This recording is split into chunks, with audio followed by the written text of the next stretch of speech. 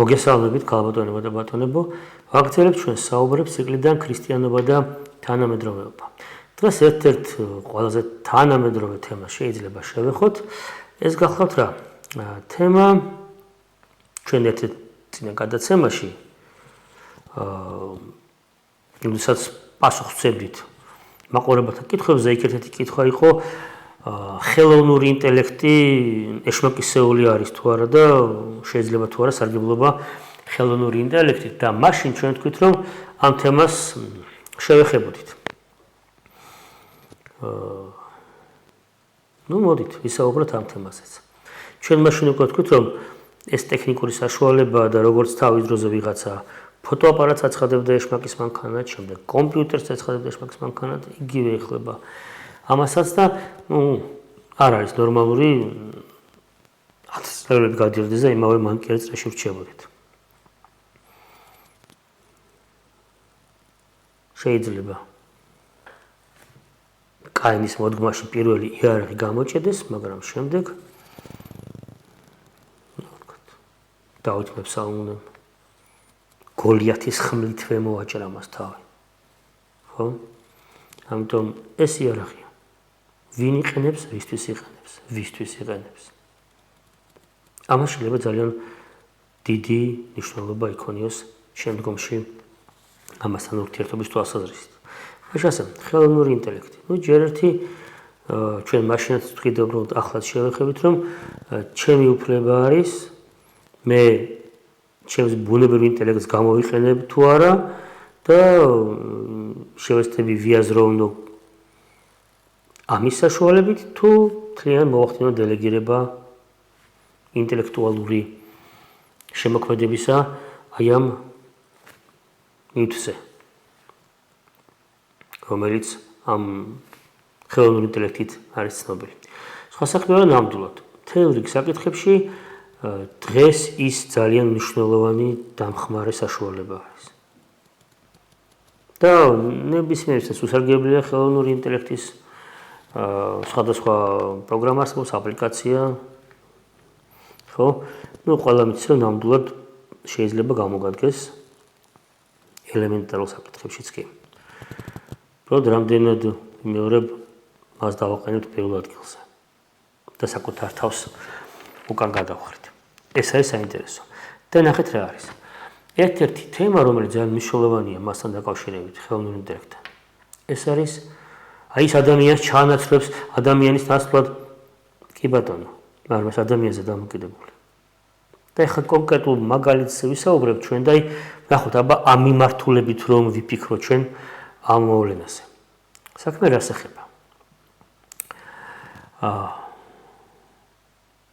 დღეს ძალიან მოდაშია, ხო? ყოველი მეორე ადამიანი ცდილობს რომ ჩააბაროს IT ტექნოლოგიებზე. კი ბატონო. და უბრალოდ ჩდება კითხვა, აი წლების შემდეგ, როდესაც შენ ახლა დავუშვათ 10 კლასის მოსწავლე დაამთავრებს სკოლას, ბაკალავრიატს, მაგისტრატურას. აი მაშინ ეს ხელოვნური ინტელექტი როდემდე იქნება განვითარებული, რა დონემდე? შენ ამ მიმართულებით რამდენად დაგიტოვებს ნიშას? რამდენად შეიძლება ის უფრო იაფი იყოს მისი მომსახურება ვიდრე შენი და ასე შემდეგ.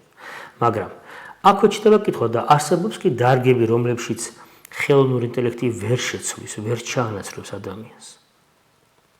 აქაც საოცარი ამჩნდება, იქ ლაპარაკია რომ მას შეუძლია გენერირება ამის, იმის დახატვა ტილოების, იმ ხატვის მსგავსად, ამ ხატვის მსგავსად, შექმნას რაღაცა ახალი სინთეზი ამა თუ იმ სტილების, ამა თუ იმ ჟანრების, ამა თუ იმ ხატვების, თავისებურებების და ასე შემდეგ. მუსიკაზეც იგივე შეუძლია. ტექსტების შექმნა შეუძლია. წერს, ხო? თუ ადამიანი ჩანაცვლებადი აღმოჩნდა საბოლოო ჯამში. აქ რამდენი მომენტი არის? ერთი არის პროპაგანდა ტრანსჰუმანიზმის. გავიხსენოთ რა ტრანსჰუმანიზმი? ეს არის მოძღვრება, რომელიც თვითონ რომ ადამიანი არის ის, რაც უნდა დაიძლიოს. თუ კი 100 დაახლოებით ცოტა მეტი წლის წინ ნიცშე წერდა, რომ ადამიანი არის ის, რაც უნდა დაიძლიოს, რომ მოვიდეს ზეკაცი, სუპერმენი. ხო? და ის ვთქვათ ნიჩიანური სამყაროს მესიამნე ყოფილიყო, ხო? მხსნელი კაცობრიობის, სწორედ იმიტომ, რომ კაცობრიობა დაიძლეოდა, როგორც ის იყო და უფრო მაღალი დონის ადამიანი იარსებებდა. შემდეგაც ძალიან მოსწონდა, ხო? თუნდაც ეს იდეა ჰიტლერს. ეს მოსწონდა ყველა იმპერიას. საბჭოთა კავშირი, ამერიკა ქმნიდნენ ახალ ადამიანს, გახსოვთ თქვენ. სოფლები იქმნებოდა, დასახლებაც ფიზიკურად და ინტელექტუალურად განვითარებულ ახალგაზრდებს, გოგოებს და ბიჭებს ერთად ასახლებდნენ და დავალება იყო, რომ გამრავლებულიყვნენ, რომ ყოფილიყვნენ მხოლოდ ჯანმრთელი ადამიანები.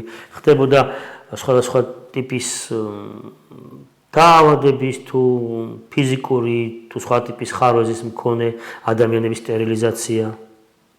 ჩვენ და გამოგვეზარდა ახალი ადამიანი. ეს ხდებოდა თანაბრად ამერიკაშიც, ევროპაშიც, საბჭოთა კავშირშიც.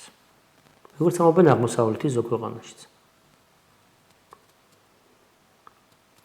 მაგრამ დღეს ტრანსჰუმანიზმი გულისხმობს არა იმას, რომ ადამიანი გახდეს ზე ადამიანი თვითონ ბუნებრივი სელექციიდან, არა, აქ ლაპარაკია გენურ ინჟინერიაზე, აქ ლაპარაკია იმპლანტირებაზე, ადამიანისთვის შევსებული რეალობის შექმნაზე. ერთხელ ადრე ჩვენ ვისაუბრეთ, ალბათ გახსოვთ, ხო? ვიღაცა მოდის, ისახავს ჯვარს ქუჩაში და ვიღაც დასცინს, რომ კარგი რა, შენი არასებული ღმერთი, შენს წარმოსახვაში რაღაც შენ რო ხედავ მარტო და რაღაც მოძრაობას აკეთებ და თვითონ უკეთია სათვალე, სადაც შევსებული რეალობა არის, ხო? რაღაცებს გამოწევს, გადაადგებს და ეს ნორმალური მოვლენა არის. და აი მე რომ ჯვარი გამოვისახო ქუჩაში, ხო, ნოს რაღაც ხერხული სიტუაცია არის. მისი შევსებული რეალობა, ნოლები და ერთები შევსებული რეალობა ნორმაა და ჩემი ღვთით შევსებული რეალობა არ არის ნორმა თურმე. არანორმალურობა არის თურმე. ნუ აქ არავის განვიკითხავთ, ყველა ადამიანს უფლება აქვს აერჩიოს რომელი რეალობაც მას სურს, ჩვენ ვირჩევთ რეალობას, რომელიც ღვთისგანაა და ღვთის გარეშე არ არის. ვიღაცა ირჩევს, როდესაც რეალობა არის ტექნოლოგიებით, ადამიანით და დაძლეული ადამიანით. და ამასთან მივიღოთ ჩვენ. კაცობრიობამ საინტერესო გზა გაიარა, ადრე ჩვენ ამასაც შევხედეთ ერთ გადაცემაში. იყო დრო, როცა ღმერთები ან ღმერთი იყო თავარი, ეს ძველი სამყაროს პერიოდი, ხო? შემდეგ ქრისტიანობა შემოაქვს ღმერთკაცის იდეა, ღმერთკაცია თავარი. ღმერთი, რომელიც განკაცდა იმთაც, რომ კაცი განიხმთოს. შემდგომში მოდის ეს გნოსტიკურ მოდერნისტული ცნობიერება თავის პირველ ჩანასახში, რომელიც ალბათ რენესანსში, იტალიურ რენესანსში პირველად ყველაზე მძაფრად გამოჩნდა, ხო, როცა იყო ღმერთები და ღმერთი, ან ღმერთი, ღმერთკაცი, ახლა მხოლოდ კაც-ღმერთი. ანუ ადამიანი უნდა გახდეს ღმერთი. ადამიანი დაისახა უკვე რეალიზებულ ღმერთად, აღარ საჭირო იქ სადღაც სხვა ღმერთის ძიება, ადამიანი ღმერთია. ეს ჰუმანიზმის სახელით რო ვიცნობთ ჩვენ, ფილოსოფიურ მიმართულებას, ხო? შემდეგში ესეც კიდევ ღმერთისათვის გამოვაცაოთ მხოლოდ ადამიანი. ნუ დაახლოებით ეგზისტენციალისტთან მოვდივარ ჩვენ, ხო? პრინციპში ეს უფრო ადრე იწყება, ხო? სადღაც რომანტიზმიდან იწყება და ცოტა უფრო ადრე კიდე, როდესაც პროტესტანტულმა ცნობიერებამ დაიწყო მაქსიმალურად მოშორება მისტიური საბურველის ადამიანისთვის. მივიგეთ ადამიანი როგორიც ის არის, დაცემული ცუდედმენი და ეს ნორმად მივიჩნიეთ, ხდება ღმერთი, ღმერთკაცი, კაც-ღმერთი, მხოლოდ კაცი, ანუ მხოლოდ ადამიანი და მხოლოდ შემდეგში იყო ჩვენს ეპოქაში, როდესაც პოსტმოდერნი დაერქვა თავის დროზე, მივიღეთ განადამიანურება, ადამიანურობის დაკარგვა, ტრანსჰუმანიზმი. და აქ ძალიან საინტერესო კითხვა გაჩნდა. ესეთი დავიმახსოვრთ ეს ტრანსჰუმანიზმის თემა, მეორე ასპექტი ეს არის, რომელსაც დავიწყეთ, რომელ დარგს შეიძლება დარჩეს კიდევ სთი ხანგრძლივი პერსპექტივა, რომ ხელოვნურმა ინტელექტმა ის ვერ ჩაანაცვლოს უცბად. და აი აქ ლაპარაკდნენ, რომ ეს პირველ რიგში ალბათ არის მოძღვარი, ეს პირველ რიგში არის ალბათ ფსიქოთერაპევტი, მასწავლებელი, ძიძა, იმიტომ რომ აქ პირველ რიგში აუცილებელია ადამიანური ურთიერთობები. ემპათია, რომელიც ადამიანს გააჩნია, სულიერი გონიერი არსების სულიერ გონიერ ადამიანთან პირდაპირ ურთიერთობა, უშუალო ურთიერთობა.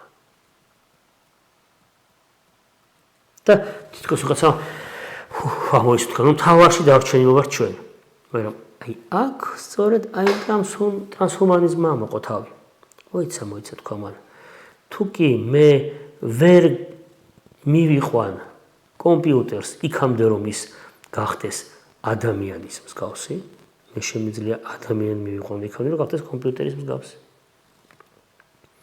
და აი ტრანსჰუმანიზმის ერთ-ერთი მიმართულება სწორედ ეს არის. ეს ადამიანების აღჭურვა დამატებითი ჩიპებით, დამატებითი წვდომით, ინტერნეტთან, მოძიების სისტემით, ხელოვნური ინტელექტით ოპერირებით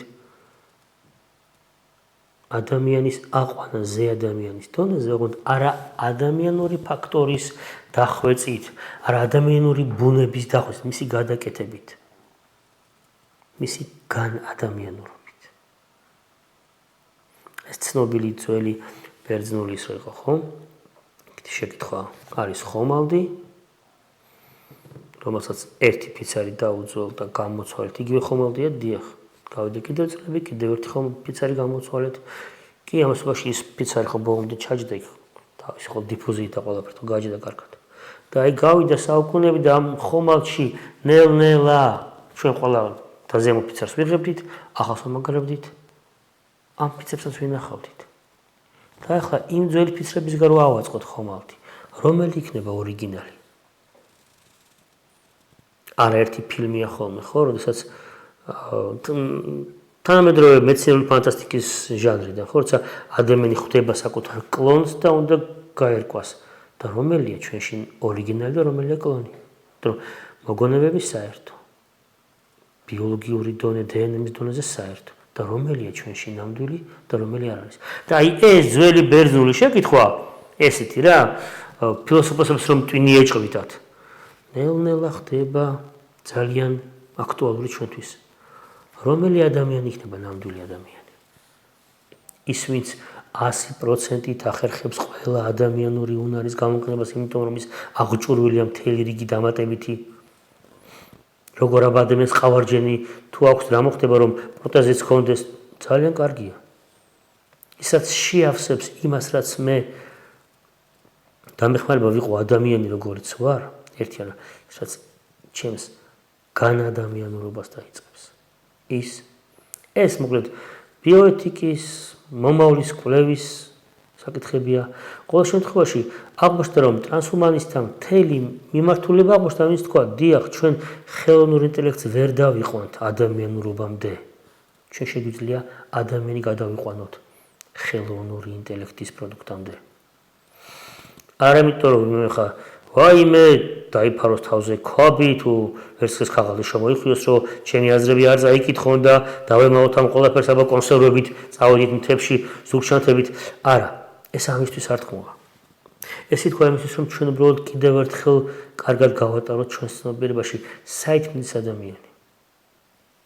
ხელოვნური ინტელექტის გამოყენება შეიძლება იყოს საუკეთესო მიზნებისთვის, რომ იგივე ადამიანის ოპერაციის ჩატარების წინ მაქსიმალურად ყველა რისკი გათვალისწინებული იქნას.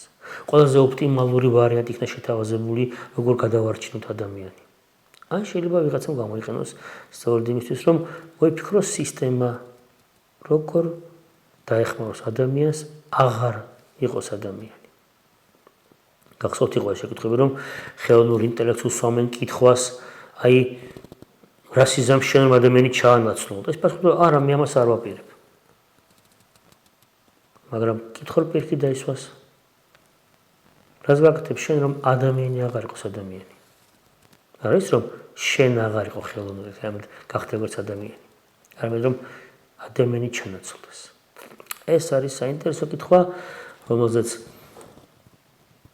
ცალსახად სანუ გეშო პასუხს დღეს ვერავინ იტყვის, მაგრამ ჩვენ ეს უნდა გვახსოვდეს.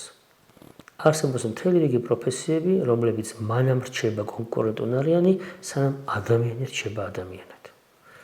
ადამიანის განსაზღვრება ღვთის მიერ შექმნილი მისი ხატება და მსგავსება, რომელიც თავის თავში აერთიანებს სულიერს და მატერიალურს.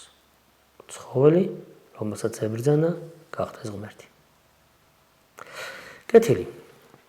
შეიძლება ვთქვათ, რომ ამ ხრივ, ამაზეც ისეთი პირველადი, ზოგადი, ზედაპირული საუბარი დღეს შეიძლება დასრულებულად ჩავთვალოთ. თუ გაჩნდება რაიმე შეკითხვები, გაჩნდება სურვილები, შენიშვნები, გთხოვთ კომენტარების ველში აუცილებლად მიუთითებთ. და ჩვენ შევეცდებით ვისაუბროთ იმაზე, რაც თქვენთვის აქტუალურია. კეთილი.